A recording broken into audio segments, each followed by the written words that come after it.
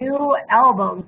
I just downloaded Cher's new album, and if you're a fan of not only her, but ABBA, you're going to love it.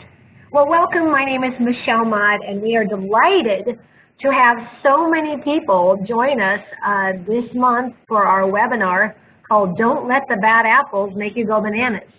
So whether you know a banana, whether you are an apple, or whether you know both, we hopefully this hour will not cause either one of us to go crazy with this new technology. Because we are delighted to show you this platform, I want to make sure that everybody is comfortable with what we're going to be using, and that is a couple of tips with WebEx. There are some features that you can zoom in or zoom out depending on how large you want the view to be on your screen. I know many of our clients are using this as an opportunity to do some in-service with training. So if you haven't thought about it, bring in a group of employees in a training room and project this webinar on a large screen, and you can make it worthy of not only live time, but if you want to go back and listen to or watch our archive, they are on our YouTube channel on our website, inspiringsolutions.com. So let me start off why we are here, and I apologize for needing to do just 1 hour today. Normally we do these repeated twice, but I'm actually at the Big Cedar Lodge in the Lake of the Ozarks doing a board retreat with one of our hospital clients, and so we were able to do both, but unfortunately we had to do it just one session. So we are recording it, and again, this will be available out on our website within a day or so, probably next week.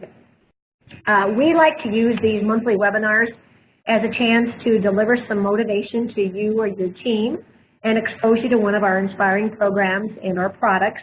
And we're delighted because this week we are able to showcase a very new product describing the bad apples, helping you understand how negatively impacts the workplace, and preview, as I mentioned, a brand new training video and materials. Materials that we're going to be referring to were sent out with the instructions.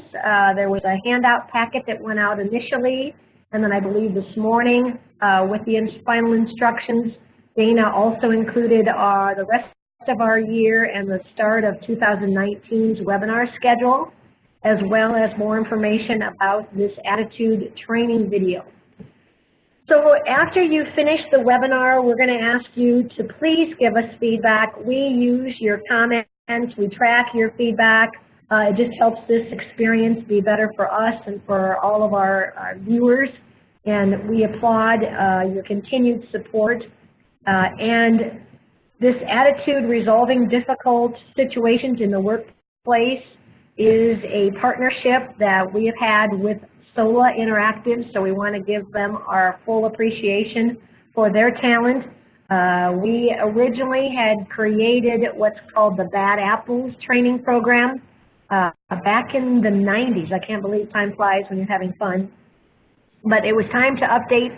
The content really didn't change drastically, but I will tell you a lot of the technology as well as some of the items in the scenes needed to be updated. So you are truly the first group to experience not only a segment of the video, but the materials.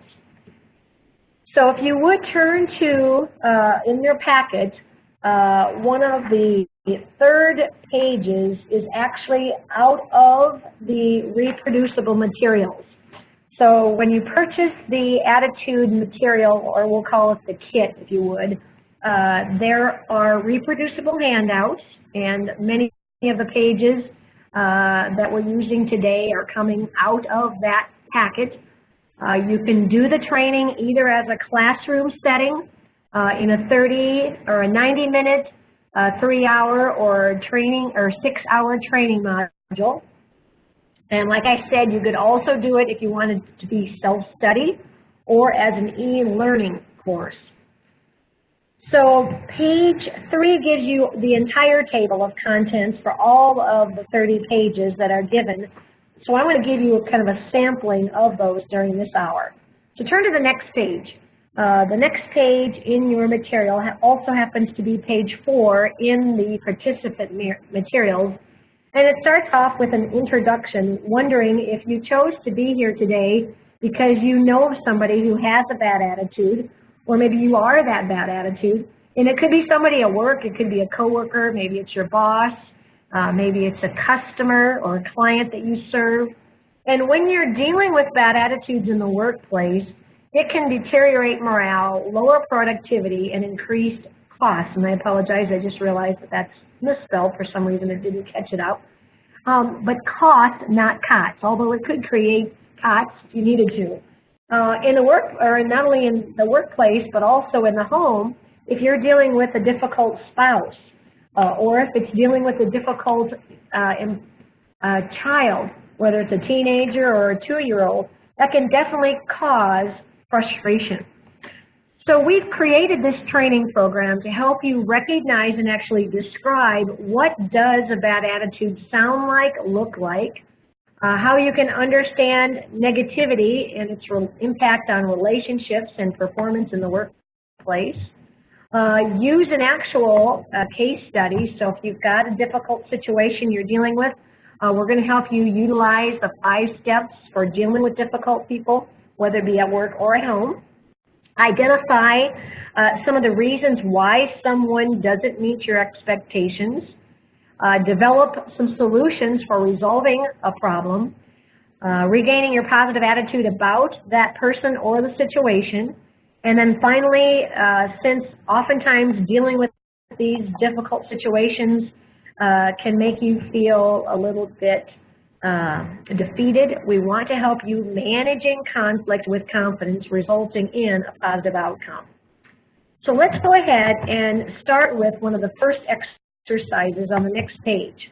The next page gets you to take a look at, first of all, how attitudes are communicated. Only 7% of communication comes from the actual words that you use in a sentence or phrases, whereas 38% of the rest of verbal communication comes from tone of voice. This is not what you say, but how you say it. And then finally, over half, or 55% of how you communicate comes not from what you say, but from what you do. And if you think that's a little bit high, let me ask you to think about how many of you have a pet?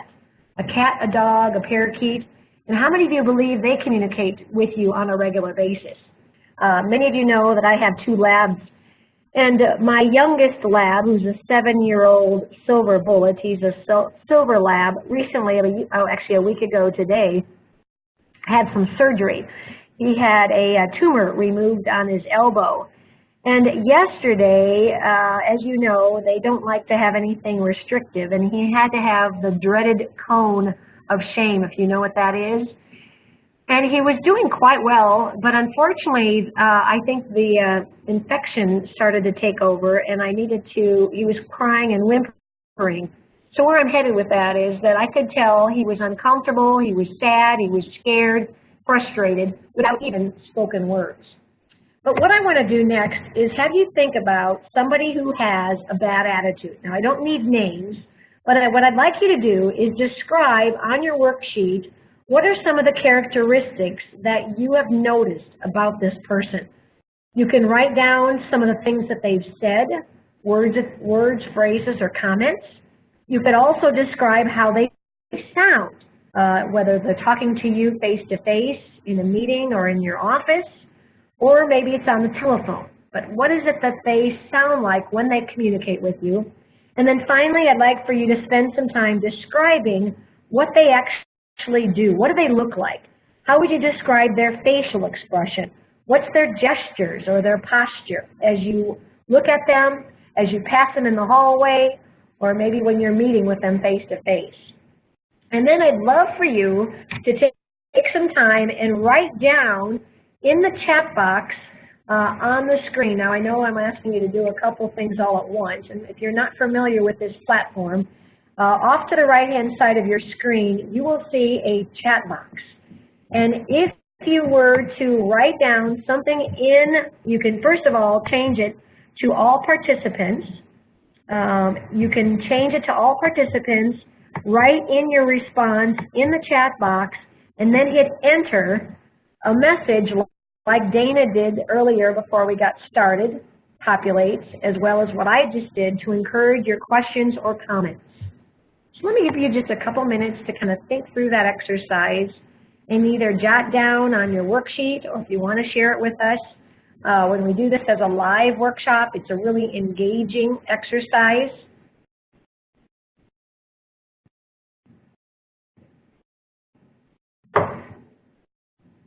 And as you're doing that, let me give you a couple things to consider. As you're thinking about what you might hear those bad attitudes say, and sometimes they use words that we shouldn't share in public, let alone in a professional setting like this, they could say things like, no way, I can't do that, don't blame me, it's not my job or my patient or my problem. That won't work. A lot of times they use a lot of words that end with N''T. I don't have time, I'm too busy, or the classic passive whatever, I don't know, I don't care, or yeah, right. So if you've heard any of these, this is an example or an illustration of how a bad attitude sounds. Now when we take a look at their tone of voice, they might sound everything from angry to silent, meaning they don't say anything at all.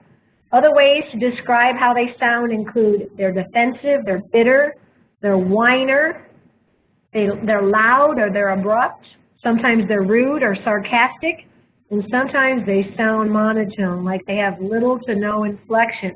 You're not quite sure if they got any sleep the night before, they're just bored. Oh, and then I'm seeing some great examples of nonverbal communication or body language. Thank you, Katrina. They say, I don't think our manager knows how to manage. Curt, to the point, their closed off body language, which Diana types in, crossed-armed, no eye contact, or heavy sighs. You've heard them. I could probably do many of them. They frown. They point fingers, they're placing blame to someone else.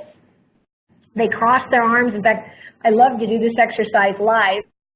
If you're sitting alone, it may not be particularly relevant, but if you're sitting with a group today during this webinar, cross your arms and look around the group, and you might see people being shut off, closed-minded.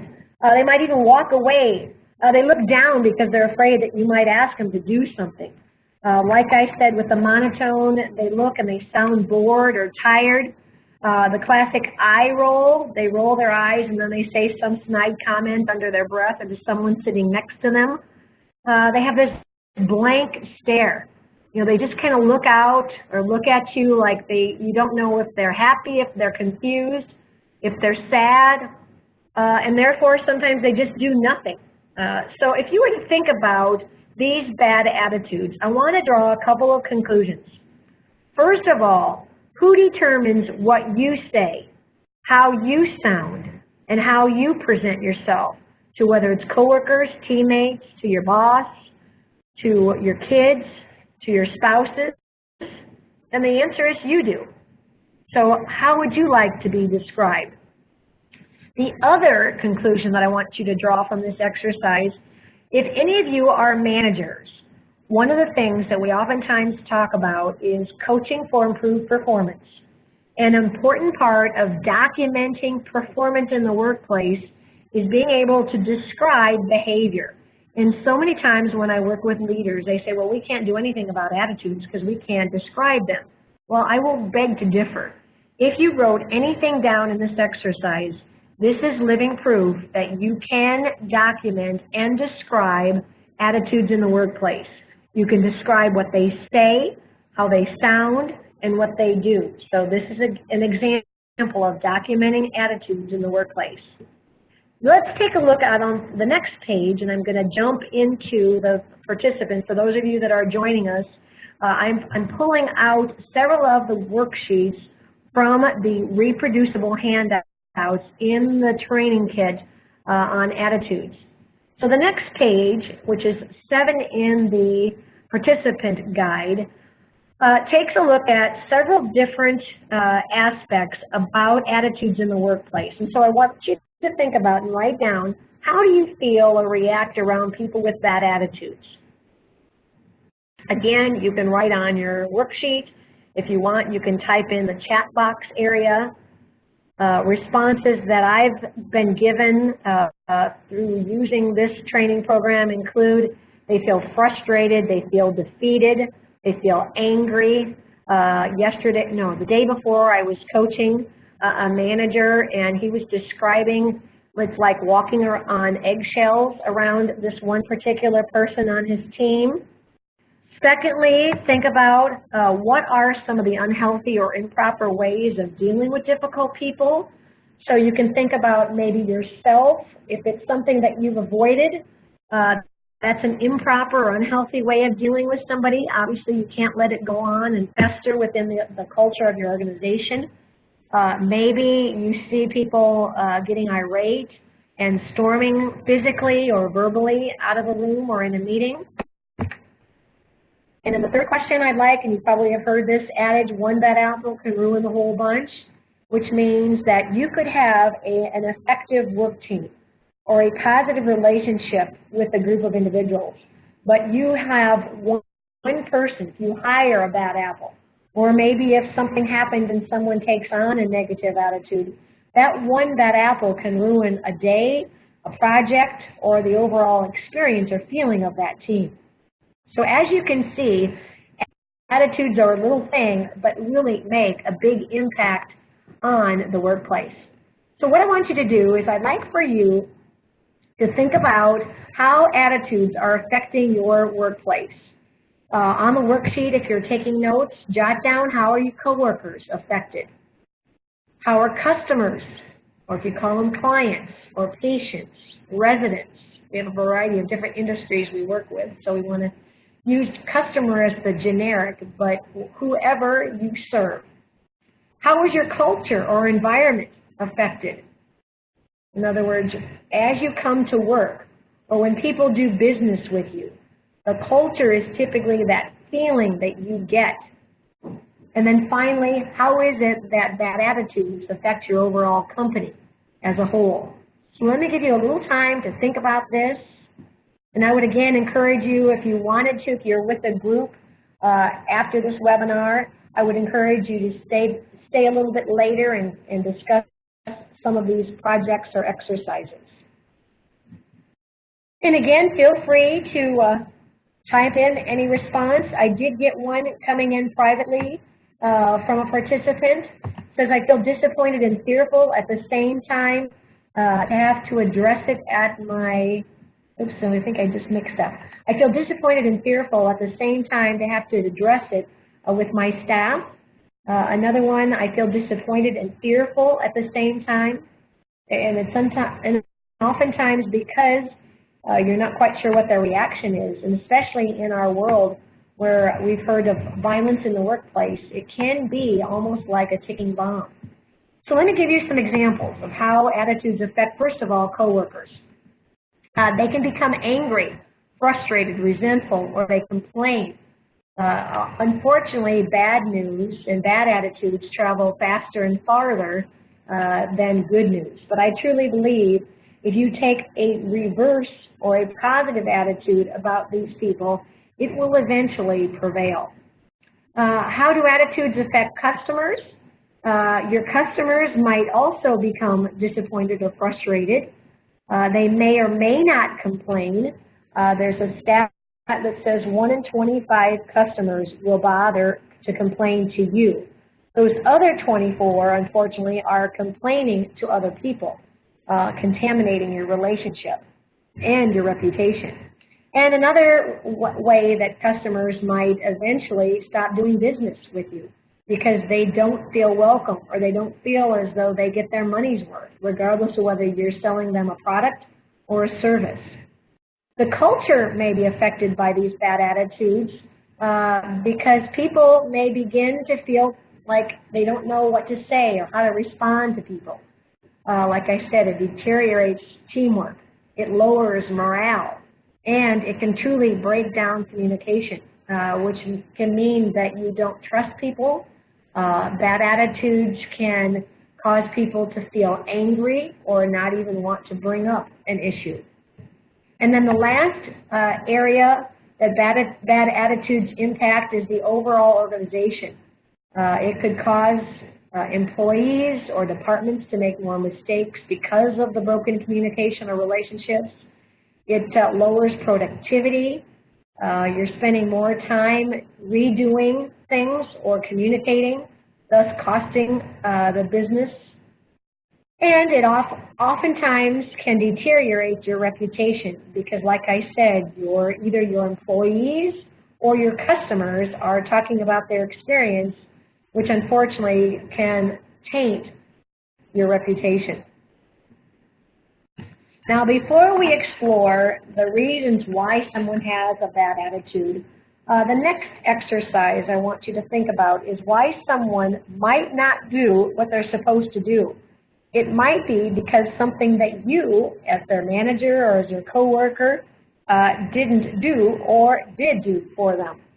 So there was a study done with 4,000 employees and managers on a variety of different occupations in a variety of different industries, such as banking, hospitals, retail, manufacturing, many of which are a part of this call. And were asked why you hadn't done something they were supposed to have done. And these were the top 10 reasons. And this information, by the way, comes from a book called Why Employees Don't Do What They're Supposed to Do, written a while back by Ferdinand Fournier. And I like his research because for each of these reasons, there was a very specific cause. However, we oftentimes don't probe and pursue the cause. We blame the person instead of the situation. So I want to talk through these 10 different reasons, and for each, giving you one of the possible causes. So the first reason, the most frequently given, was they didn't do it because they didn't know the why. And I want you to circle the word why on your worksheet because so many times people feel as though they're getting dumped. Oftentimes we fail to explain the importance of a task. And I'll give you an example of, we had an intern working with us over the summer while she was between colleges. And one of the very most important projects is to keep our information current. So although an arduous task, we were asking her to update all of our resources with current information. And it's important because it's our brand. You only have one time to make a positive impression with your coworkers and your customers. The second reason why people don't do what they're supposed to do is they didn't know when to begin or when to end it. Obviously, the lack of a timeline or pressing deadline. In our office, I know that I need deadlines for my clients, and I oftentimes ask Dana if there's anything that I need to do for her because it helps me focus on what I need to do in a timely fashion. The third reason people don't do what they're supposed to do is they didn't know what they were supposed to do. Now, this sounds obvious, but so many times we use the Nike approach to just do it as our set of instructions. And oftentimes we don't take the time to clearly define expectations. Number 4, they didn't know how to do it. I'll give Dana kudos because we just signed on a new client to install what's called Epic. Epic is the platform or online platform that administers our online learning assessments. And she scheduled a time to do what we call a jump start for 1 hour, helping train that new administrator to know how to use the technology. And so many times we assume that just because you start using something that you automatically know how to use something. Number 5, they thought they were doing it. Sometimes we feel like no news is good news, but in some cases, if somebody's not meeting your expectation, you need to be honest. I think people appreciate having positive feedback, but they also want to know if they're not doing something well. The 6th reason why people don't do what they're supposed to do is they thought that your way wouldn't work. In other words, what you were asking them to do wasn't possible, or they thought their way was better. Now, as a manager, and I'll just give an example, we recently changed our CRM, our Customer Relations Management, which is all of our database and all of our calendars. And I again, thank Dana and Sarah over the summer for spending the time helping make that transfer. And I acknowledge that a lot of times my lack of knowledge or lack of understanding is going to eliminate my best solution. So many times I'll back off and say, whatever you guys think, you're the experts. Number 7, they thought that something else was more important. What this means is you may not have redirected their priorities. If I give Dana or Sarah additional information or additional requests, I need to make sure that I negotiate how that priority fits into the other priorities of tasks previously given. Now, number 8 and 9 are a little bit tricky, so I want to explain them so you understand.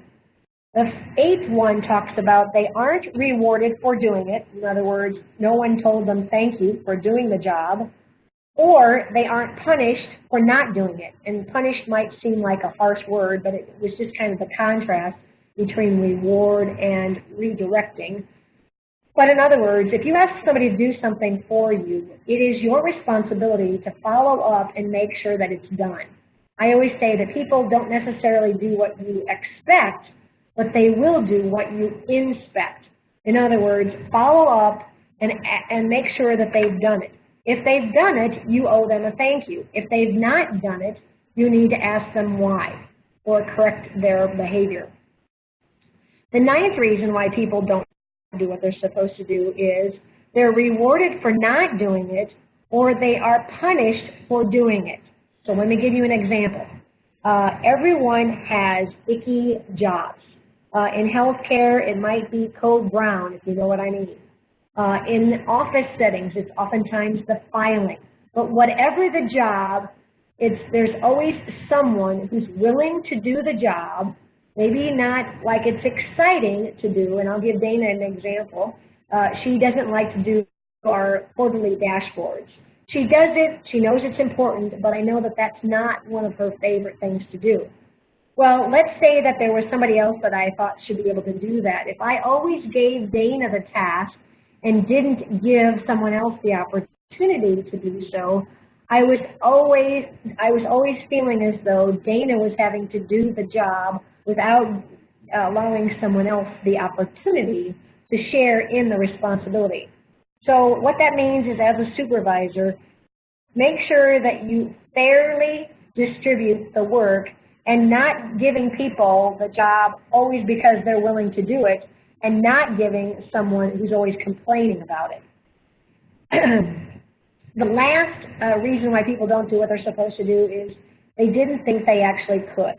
And here it sometimes boils down to is either a lack of confidence, maybe they didn't get the training, and you just really need to give them the support and the encouragement. So if there's any questions on this information, I know it can be a little bit cumbersome. Feel free to follow up afterwards if you want to talk more about these, or feel free to use the chat box. But next, what I want to do is I want to get you as excited as we are about being one of the first to see the new video called Attitude, Resolving Difficult Situations in the Workplace. It's going to expose you to a 5-step process to teach you how to deal with these bad attitudes. The video itself has 4 vignettes. Today you're going to only see one of them, but I wanted to at least give you the overview of all of the different vignettes. And you can pick and choose if you want to use this in training. If you only wanted to show one, or if you wanted to show them all, it was your choice. So the first vignette is created to show an employee who actually confronts her boss. Her boss is a know-it-all.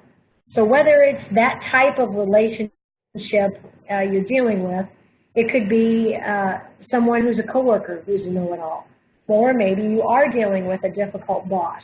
But at least it teaches you how, in those 2 different examples, how that 5-step works. The second vignette is an employee or a supervisor who confronts an employee who is not participating or not engaging or doing his fair share of the work. So if you know of any of those employees, whether you're a coworker or a supervisor, that would be very relevant. The third is a scenario where it's actually two employees. And it's a situation where the organization is experiencing some change and the coworker is not embracing or following through with the change. And so this teaches how, if it's a peer-to-peer relationship, this works. And then the last, which is what I'm going to show you today, is the Whatever Coworker. This is going to illustrate a team member confronting another who has this very passive, empathetic approach. So cross your fingers, and I'm hoping that the video will work.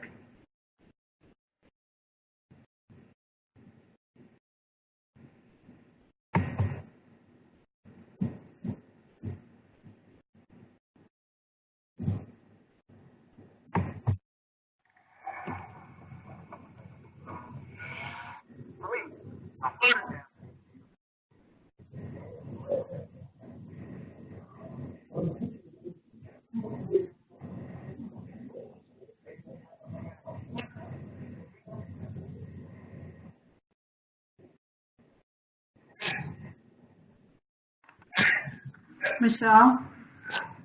Yes. Michelle, can you start it over? Yes. It's not working. It's not working? No.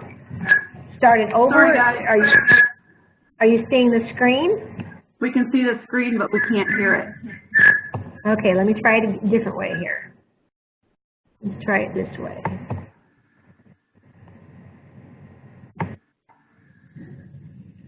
There you go. All right. Yay, thank you for that feedback.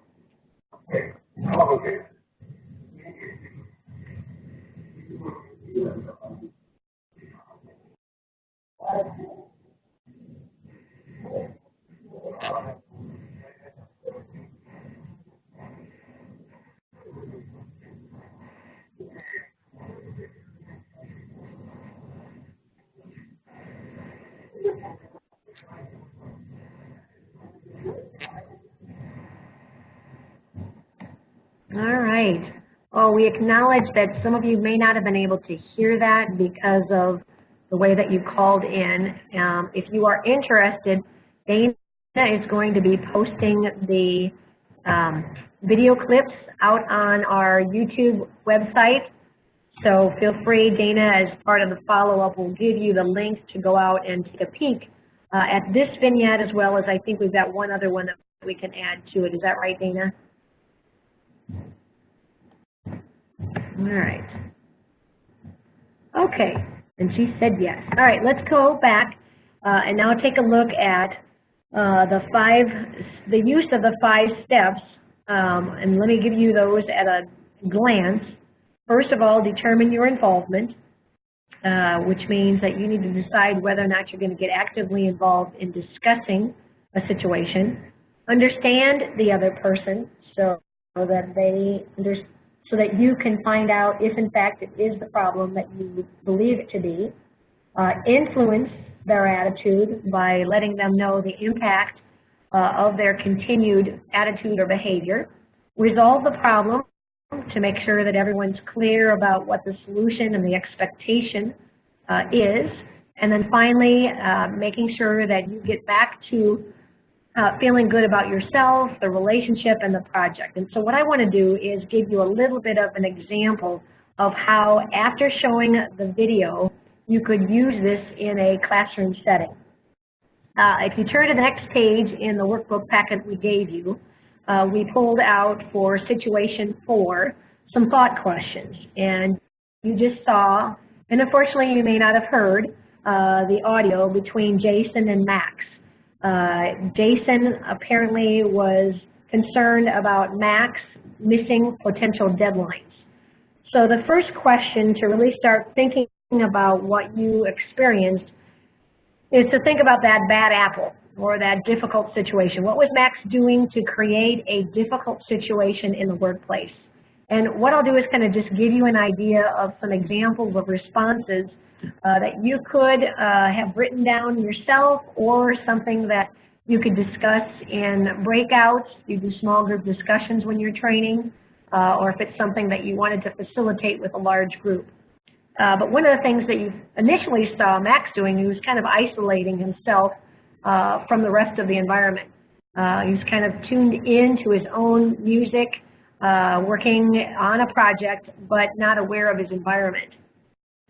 Second step was you heard Jason confront him because of the fact that they had some pressing deadlines, and was concerned that Max may not have been aware of those and are producing work that's going to meet those deadlines. At what point did you feel during the discussion Max start to take ownership for his inappropriate actions? And I would love for you at this point to type in the screen, because this is, you guys are seeing this, these actors obviously, but we've been working hard with the actors and the scripts to make this as real as possible. So I'd like for you to use your chat box, and whether you could hear, and again remember our tone of voice and words represent a small part of the communication. What was it that you saw maybe Max do to start taking some ownership in his inappropriate behavior? And type that in the chat box.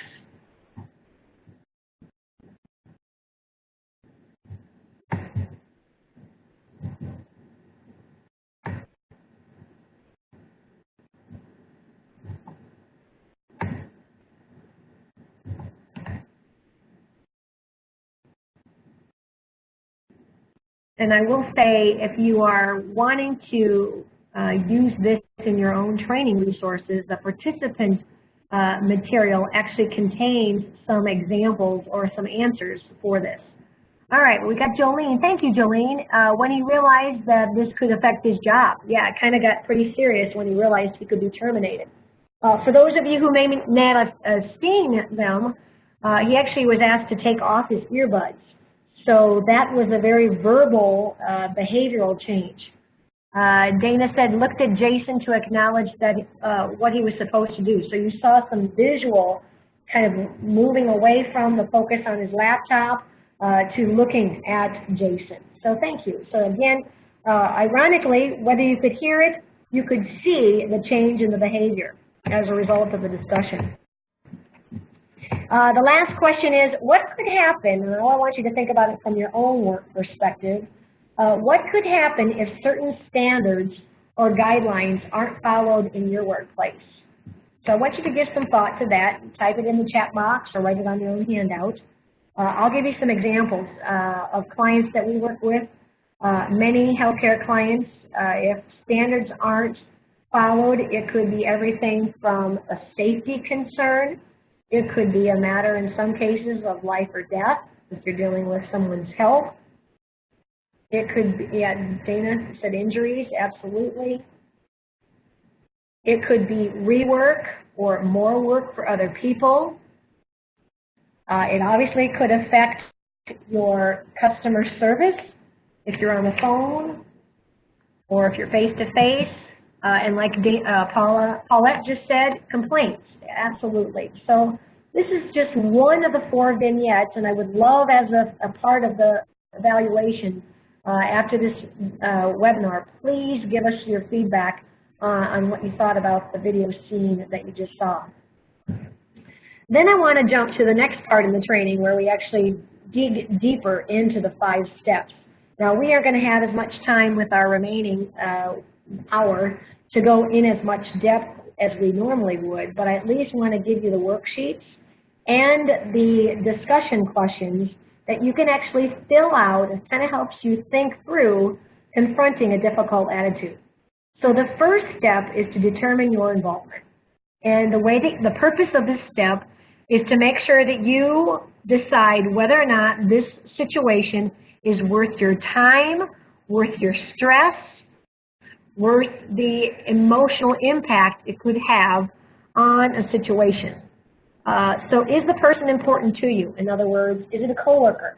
Is it a family member? Or is it somebody who just cuts you off into traffic and maybe because they're new to the area or they're traveling from out of town, they might just not know where they're going? Another question is, has this happened before? If it is a reoccurring, the sooner you can confront them, the more likely it would stop from becoming a habit. But if it's a first-time occurrence, you know, maybe they're just having a bad day or didn't get some sleep, or maybe they're going through some stressful times in their job or in their family relationship. The third question is, does this bother me? In other words, you decide how you feel around that bad attitude. And like you had said, you feel frustrated, angry. Maybe you don't feel as concerned as maybe feedback from other people, whether it's from coworkers, maybe you've gotten some complaints from your customers or clients or patients. And then the last question to determine your involvement is, do you have the time? I also want you to think about the timing. You know, if it's dealing with a coworker, you might not want to say something right before they left for the day. You need to think about the appropriate setting. Don't do it in front of others. It's embarrassing. Try to find a private place to have that conversation. So if you've answered yes to any one of those questions, you need to move on. However, off to the right-hand side, you'll see if no to any of those questions, you can remove yourself. In other words, you know what, I need to gain some thoughts. I need to do some research before I confront the person. So then, if you do want to make a change, there's some questions there at the bottom, and we won't go through those today on this webinar, but you can identify what is it or who is it that you feel would be worthy of a conversation. Step number 2, then, is to understand the other person. So if you turn to the next page in your worksheet, on this page, you'll learn how to ask open-ended questions. And I think that's really important to learn how to ask, not tell. The purpose of this step is to avoid making any incorrect assumptions, because you know what happens when we assume, right? So to learn about what led this person to say or do what they did, or to become this bad apple, ask them open-ended questions that start with who. Who was involved? What? Tell me what happened. When? When did you first notice? Or when did you stop doing something? Where? Ask the question, where is it that you have seen this happen before? So a lot of times people use absolutes. They say, well, it's always been that way. Well, if you really dig deeper into it, it may not always be that way, so you might need to dig deeper into it. And the last question is how. Now, how have you felt? Maybe you're confronting somebody who hasn't been fully trained, and you might realize that, gosh, I didn't realize that you hadn't gone through all the training. So once again, if you've asked some questions, you can remove yourself. And maybe I'll give you an example. I remember when an employee of mine, this was back before cell phones were invented, and an employee that I was supervising was 2 hours late for work. And I thought, oh my gosh, I have a tardiness issue, I better confront her. Well, if I did, I would have been embarrassed. Because after she got settled into her office, she came quickly to mind to apologize for being late.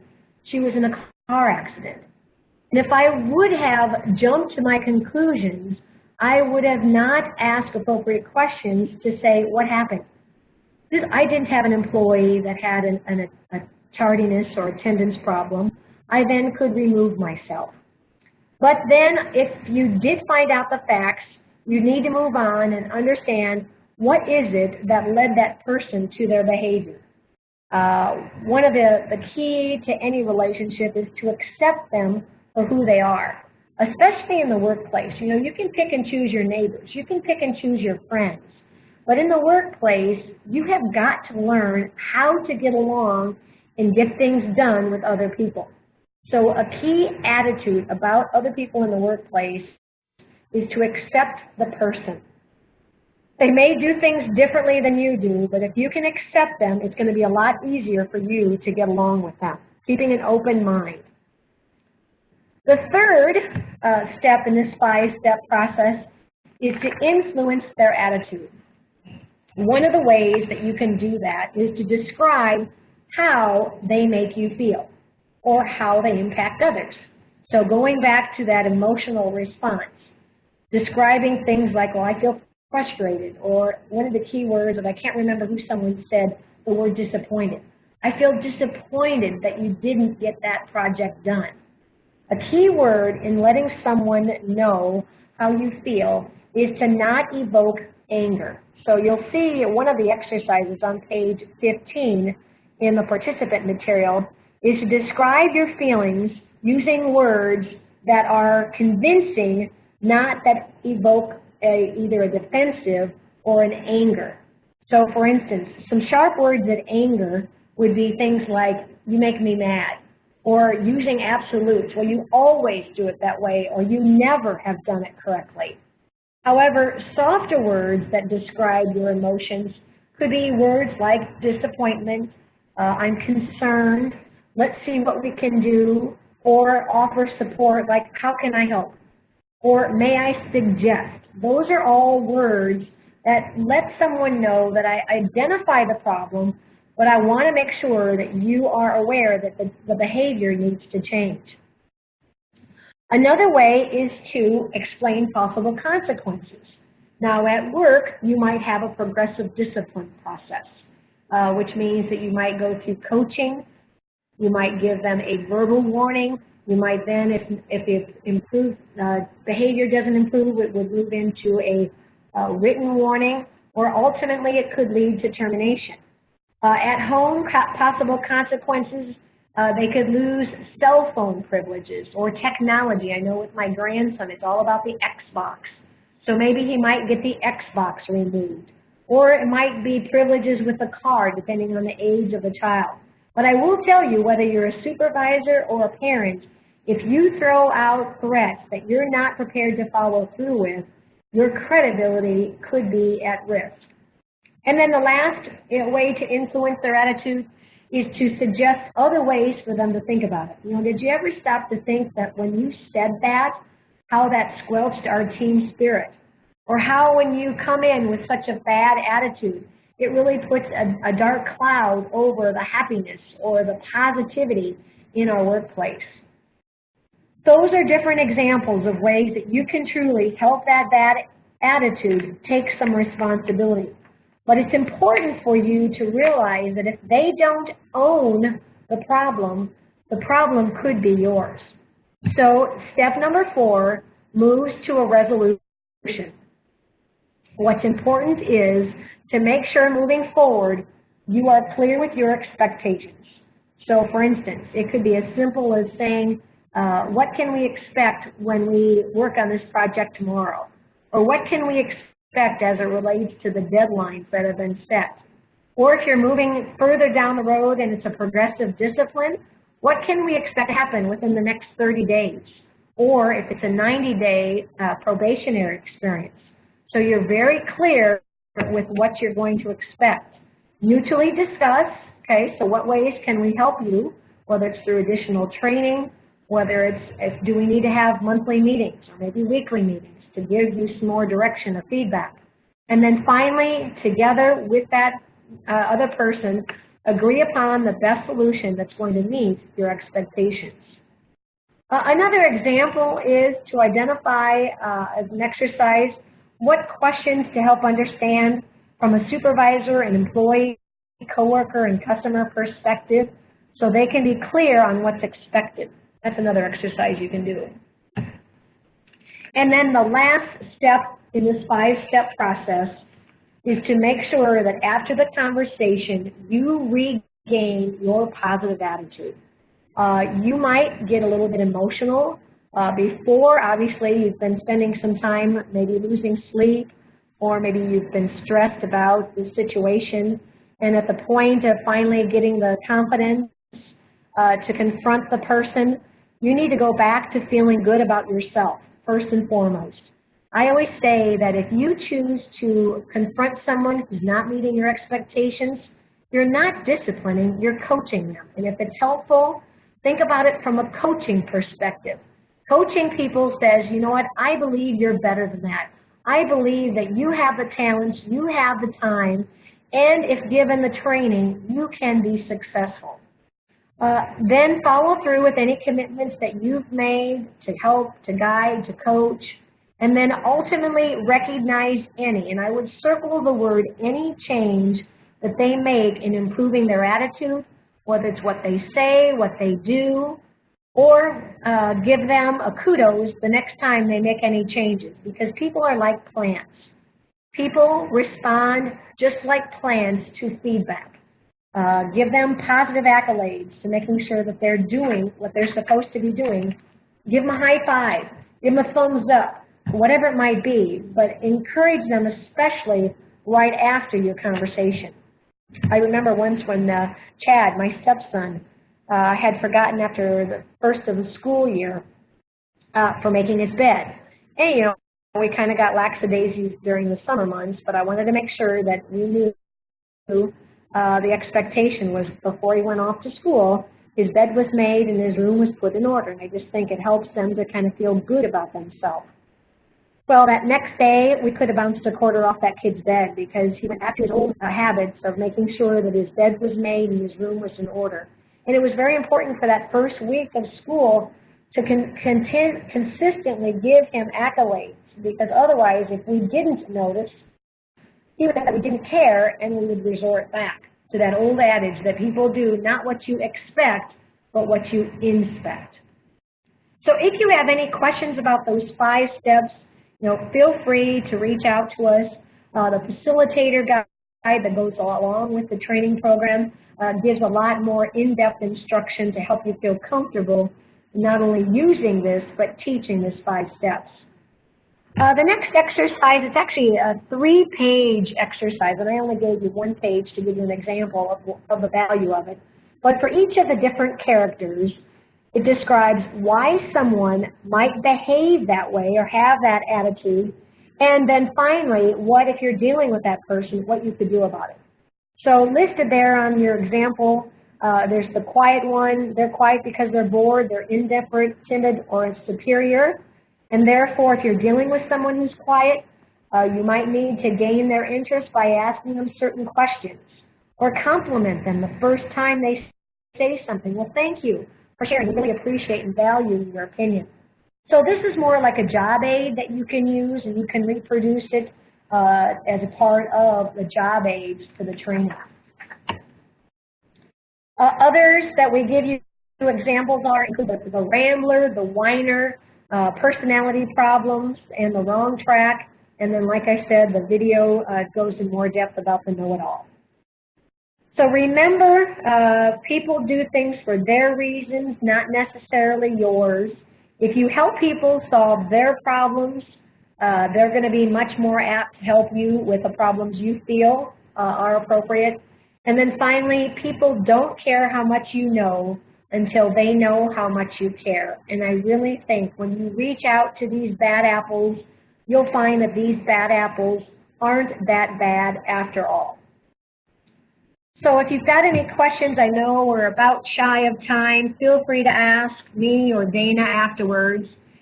We do want you to have more information about this training program. There's a flyer that Dana attached to today's instructions that give you more information about the program, its benefits to not only the class but to the organization. It's really appropriate for any employee because we all encounter bad apples or difficult situations in the workplace. And like I said, there's a variety of different ways that you can run the course, and that's spelled out in the training. The video itself is only 19 minutes, so each vignette is roughly about 4 minutes with a couple of things at the opening and the ending of the video.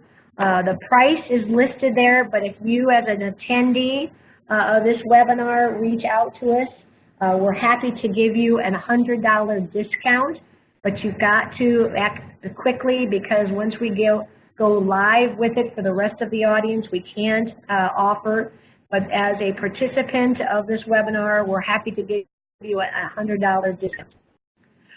So also given to you are the upcoming webinars. Next month, actually, Dana is going to conduct the Confidence with Conflict, introducing a new Everything DISC assessment tool. So please participate, give her your undivided attention. I think I'm going to be in Phoenix during that time frame, but I am confident that she is going to do a fantastic job. In November, we're going to help you stop the noise. This talks about all the different distractions that you might find in a given day. In a given minute, you're only listening, concentrating for 10 minutes. And all those other 10 seconds, I'm sorry. The other 50 seconds, you're thinking about yourself, your job, and we want to help you tune in and stop thinking about negativity, but focus in on the things to reach your fullest potential. And then the last of the year, we're going to look at discovering ways to help you get along and get things done. Also included in the flyer are the first 6 months in the new year, and we thank you for your feedback. The reason that we use your feedback is to understand what works and what doesn't work. And from feedback, we've learned that this hour, though helpful, is sometimes hard to commit. So next year, we are going to try a new format. We're cutting the webinars in half, so we're going to power pack 30 minutes at the top of the hour. Still going to be on Friday, because we did find that Friday continues to be the best. But we're going to run 30-minute webinars starting at 9 o'clock, 10 o'clock, and 11 o'clock Central Standard Time. Something else that will be different is that you can't pre-register until about a month before each webinar. I know that some of you have been great at going out and registering for the entire year, and this with our new contact management system, the registration, I believe, will open up a month beforehand. So once again, please take a little bit of time after you close out of this webinar to give us feedback, whether it was yourself or whether it was a group. We truly appreciate your feedback and comments for making even future experiences more beneficial for yourself and others. So Dana and I thank you for joining us this hour. Make it a great day. Have a wonderful weekend, and we look forward to having you participate in future webinars.